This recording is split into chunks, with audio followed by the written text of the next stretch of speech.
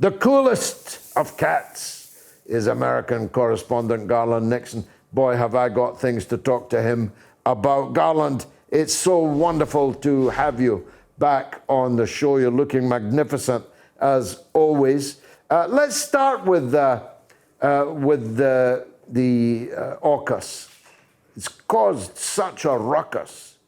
Do the American people even know that they have mortally offended France, and they've now got here today, gone tomorrow, Australian Prime Minister whose name the United States President can't remember and who may be out of office next year?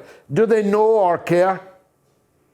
I would argue the answer would be no to both questions. You know, having traveled around the world a bit, I see that the American people, particularly the current crop of Americans that we have, the current electorate that we have, is concerned with the problems that they have here and are less than knowledgeable about international affairs, particularly when our media does everything they can to mislead them. So I would argue that most Americans are, you know, they're caught up in chasing some kind of carrot that they'll never get, and which at this time in America, the argument that the Democrats are actually going to reduce taxes on the rich is out there for people to chase for a while until it fades, as it generally does. So Americans really don't know much about that, and it's not a huge, believe it or not, it's not a big story in the mainstream media as it should be. Well, CNN, which used to pride itself on being the breaking news story, did not report for 3 whole hours that France had withdrawn its ambassador to the United States, something that I think has never happened before, and something that might have been thought newsworthy. They did, after all, send you the Statue de Liberté. Well, the thing I think this is a valuable lesson for France. What France is learning now, they should have long known, and that is that the United States empire is stringently hierarchical, both inside and outside of the empire. So the empire's alliances, and I use that word guardedly, alliances of vassal states and hangers-on, also have a very hierarchical nature. And the countries that are English-speaking go to the front of the line. And France doesn't speak English. They are not at the front of the line. I also suspect, believe it or not, I suspect that Australia may have been looking at their financial balance sheets and might have been looking for a way out of that very expensive a deal that they have with France over submarines over the long term, and realized that, I mean, the deal with the U.S. is utopian. I don't see how a country of 25 million can have the resources necessary to purchase and maintain a fleet of 8 nuclear submarines. So in the long run, 5 or 6 years, I think this thing fades into history anyway, and it never comes to fruition. I have a feeling that's how the Chinese look at it, too. I'm much more exercised by it than it seems China is. But if it were to happen, it has potentially life extinction as its end course. Why is Biden so maniacal about China? I thought Donald Trump could not be outdone in his anti-China madness. But I think Biden is toe-to-toe with Trump in this madness. Yeah, I think in my opinion, I've even seen Biden, to some extent, I would argue, kind of take it to a higher level. And I think it's because Biden really represents the empire, and the empire wants to be hegemonic. They want to run the world. And doggone if those Chinese aren't taking the position that they have a right to bring their people out of poverty and to advance their economic interest around the world, thereby giving some of the developing countries an option other than the United States for economic improvement. And I think there's basically what you're looking at is a panicked empire who doesn't know how to deal with China. I mean, and let me add this. If you think of it, even if they give the submarines to Australia, how does that change the balance of power? What does that really do? It puts some money in the pockets of some U.S. War profiteers in the unlikely event that it comes to fruition. So I think the U.S. foreign policy is kind of like a drowning man who's just reaching in every direction, trying to grab anything to hold on to pull himself up. And this is just another example of that. Mind you, Some Democrats are going out on a limb. At the Met Gala, tickets $30,000. AOC, the great hope of liberals and progressives in America, struck a blow for class struggle by having the train of her dress carried in by a masked servant. She looked rather stunning in it, I must say. Even before I read the words on the dress in lipstick, tax the rich, did that send US capitalism scurrying for the bunker? No, I suspect that they laughed and, sat back and had another drink and felt good about it. I mean, think about this. AOC comes into Congress and says, I'm going to fight the system. And then she basically acquiesces to everything that the hardcore capitalists and the neocons want.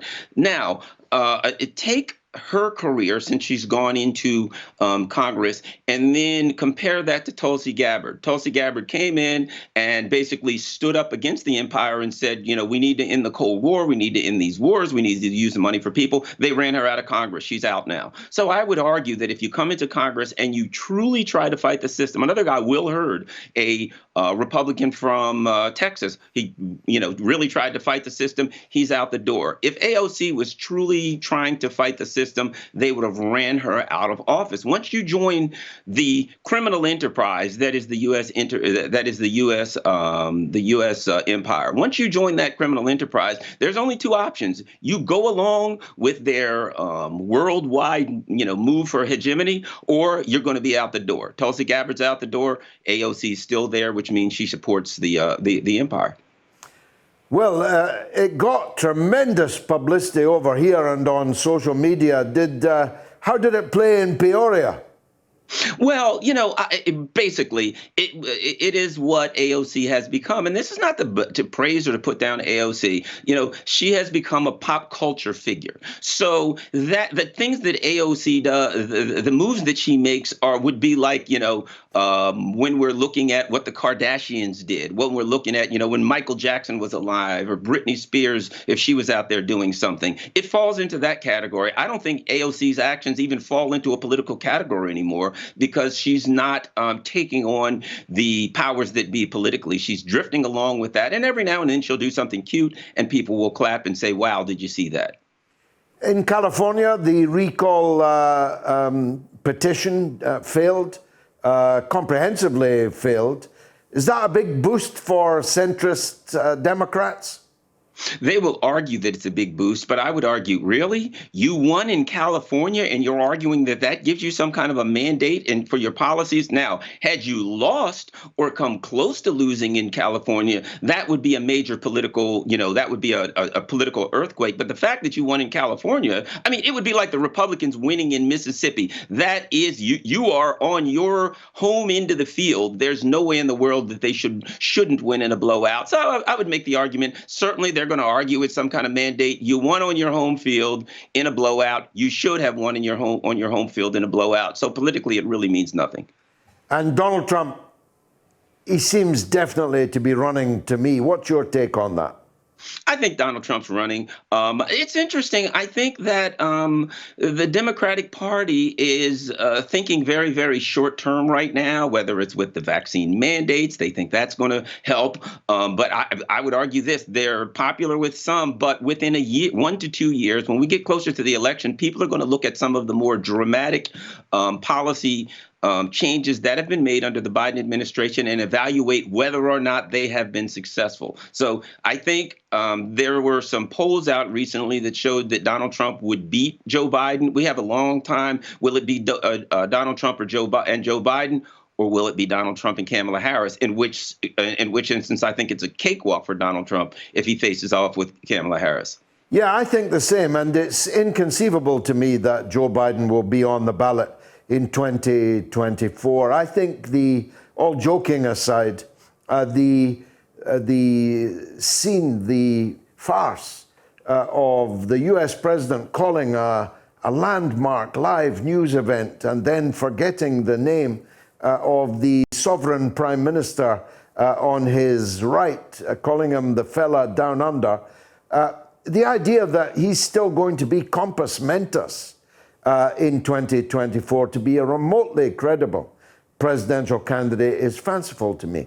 So I expect Kamala Harris to succeed him as president probably rather soon. Yes, and I mean, going into 2024, if you look at what Donald Trump had to go against, and again, I'm not a Trump, I'm an independent, I'm not for either of them, but because of the pandemic, the Democrats were able to hide Joe Biden in a basement. They were able to cancel debates. They were able to hide him as much as possible because it was in the early stages of the pandemic. Going into 2020, that was in 2020. Going into 2024, they won't be able to hide him if he is in fact still the president. He'll have to be out there and go toe to toe with Donald Trump, and he will not fare well. And as for Kamala Harris, her political skills are very weak. I mean, just as a candidate for any office, we can see how poorly she did in the primary. So to put Kamala Harris out there, to me, they might as well look for give her a white flag. That should be, a bumper sticker with a white flag would be an appropriate thing for Kamala Harris to run with. Garland Nixon, as always, totally fascinating, blistering. Thank you very much indeed for joining us.